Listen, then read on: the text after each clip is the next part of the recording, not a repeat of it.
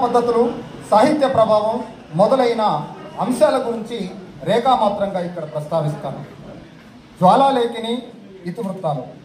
జ్వాలాలేఖినిలో 30 కవితలు ఉన్నాయి. వీటిలో ప్రతి ఏటా ఆగమించే ఉగాదిని కవితా వస్తువుగా చేసుకొని వసంత సేనావాహిని, హృదయ కోకిల, వసంతాన్వేషణ, జయతుందిపి, మదన ధనుర్భంగం, ప్రజల పంచాంగం, కుసుమసుమ చక్రం వంటి శీర్షికలతో కూడిన కవితలలో దుష్ట శక్తులు తొలగిపోవాలి, కష్టజీవుల బతుకు మారాలి అన్న ప్రగతిశీలత ప్రతిధ్వనిస్తుంది.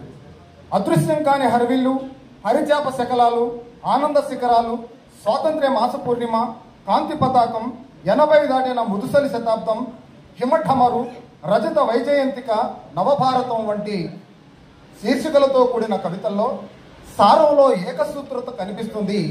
అది దీనుని ఆకాంక్షగా మారి జెండా కొనుక్కోలేని పేదవాడు గుండెనే జెండాగా ఎగరేస్తాడు. జెండా కొనుక్కోలేని పేదవాడు గుండెనే జెండాగా ఎగరేస్తాడు. స్వాతంత్ర్యం కడుపు నింపదా, స్వాతంత్ర్యం బ్రతుకు బరువు దింపదా అంటూ ఇన్నేళ్ల భారత స్వరాజ్యాన్ని ప్రశ్నిస్తుంది.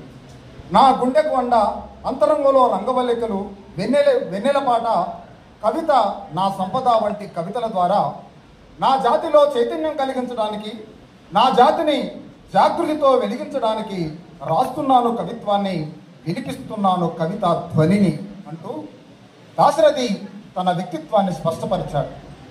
భువనేశ్వర పరిసరముల ప్రవహించు దయానది జలమ్ములోనన్ కవులు జలాంజలులెత్తుతూ కవితలు రచించినారు కరుణామయులై అంటూ ఒరిస్సాలోని దయానది విశిష్టతల గురించి దయానది అనే శీర్షికతో రాయబడిన పద్యాలలో కీర్తిస్తాడు.